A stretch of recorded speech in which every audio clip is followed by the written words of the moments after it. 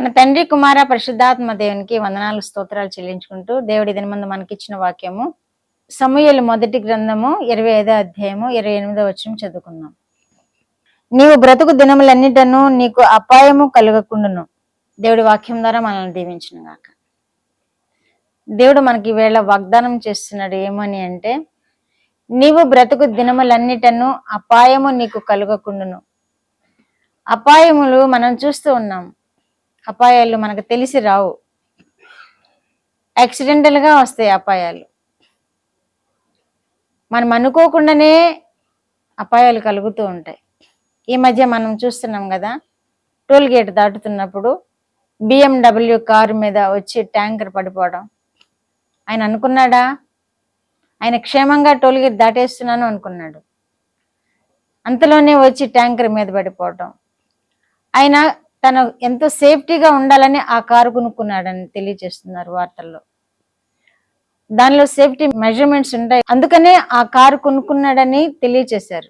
కానీ ఆ కారు ఆయన్ని కాపాడలేదు, ఏది అక్కడ కాపాడలేకపోయింది. యాక్సిడెంటల్గా ప్రమాదం జరిగింది.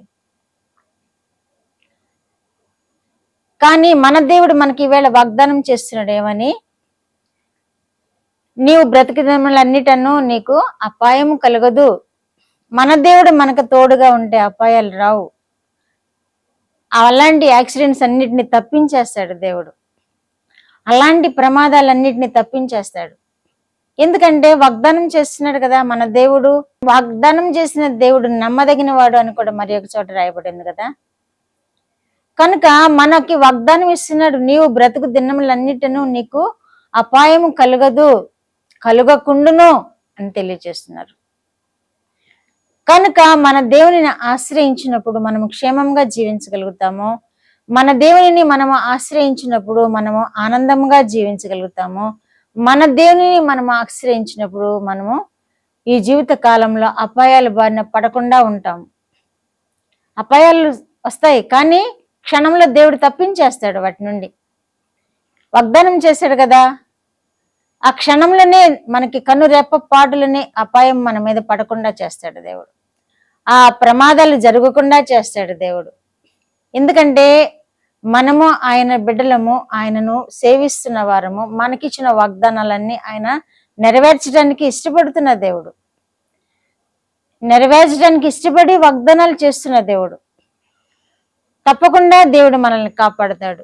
వాగ్దానం ఇచ్చిన వాడు నమ్మదగిన వాడు అని మరి ఒక చోట రాయబడింది కదా. కనుక మన దేవునిని మనం నమ్ముకోవాలి. ప్రమాదాల బారిన పడకుండా ఉంటాము. మనము ఏ ఇబ్బందుల బారిన పడకుండా ఉంటాము. ఇబ్బందులు కలిగినా కానీ వాటి నుండి దేవుడు మనల్ని తప్పిస్తూ ఉంటాడు. ఆ ఇబ్బందులు చిక్కుపడకుండా దేవుడు మనల్ని కాపాడుతూ ఉంటాడు. 29వ వచనంలో కూడా ఆయన దగ్గర జీవపు మూట ఉంటుంది అని మనం అర్థం చేసుకోగలుగుతున్నాం ఈ వాక్యాన్ని బట్టి. ఆ జీవపు మూటలో మన ప్రాణము దాచి ఉంది అని వాగ్దానం చేస్తున్నాడు. కనుక మన దేవుడు మనకి తోడుగా ఉంటే మన ప్రాణాన్ని ఆయన దాచిపెట్టాడు. కనుక జీవపు మూట అంటే మనము బ్రతుకు స్థితి అన్నమాట. మనము జీవించే స్థితి జీవపు మూటలో మన ప్రాణం దాచి ఉంచాడంటే ఎంత ఆశీర్వాదము, ఎంత క్షేమం ఇస్తున్నాడు మనకు దేవుడు. మన దేవుణ్ణి మనం నమ్ముకోవడం వలన, మన దేవుణ్ణి మనం సేవించడం వలన, మన దేవుణ్ణి మనము ఆరాధించడం వలన అది వృధాగా పోదు, వ్యర్థముగా పోదు.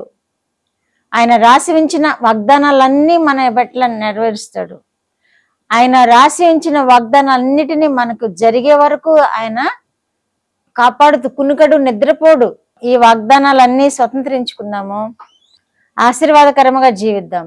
ప్రార్థన. మా దేవా, మా ప్రియ పరలోక ప్రభువా, మీ పరిశుద్ధ పాదములకు వందనాలు. ఇచ్చిన వాక్యం కొరకు వందనాలు ప్రభువా. చూస్తున్న బిడ్డలందరినీ మీరు దీవించండి ప్రభువా. మీ రెక్కల నీడన వారిని కాపాడండి. మీకు కృపాక్షేమములతో వారిని భద్రపరచండి. వారి ప్రాణములు మీ జీవపు మూటలో దాచి ఉంచానని వాగ్దానం చేసిన దేవా, మీకు వేలాది స్తోత్రములు ప్రభువా. అట్టి క్షేమము, అట్టి కృప మీరు వారికి అనుగ్రహిస్తున్నందుకు మీకు స్తోత్రములు. ఇక ముందు కూడా దయచేయండి. ఇక ముందు కూడా వారి ప్రాణములను కాపాడండి. ఇక ముందు కూడా నాయన మా ప్రభు ఏ కీడు లేకుండా కాపాడండి. ఇక ముందు కూడా నాయన ప్రతి సమస్యను వారి నుండి తొలగించి మీరు కాపాడండి. మీరే మహిమ పొందండి. ఈ దినమందు పుట్టిన దినములు, వివాహ దినములు జరుపుకున్న బిడ్డలను కూడా మీరు విశేషముగా దీవించమని యేసుక్రీస్తు వారి పేరిట ఈ మనవులు మీ పాదముల యొద్ద వేడుకుంటున్నాను పరమ తండ్రి. ఆమేన్.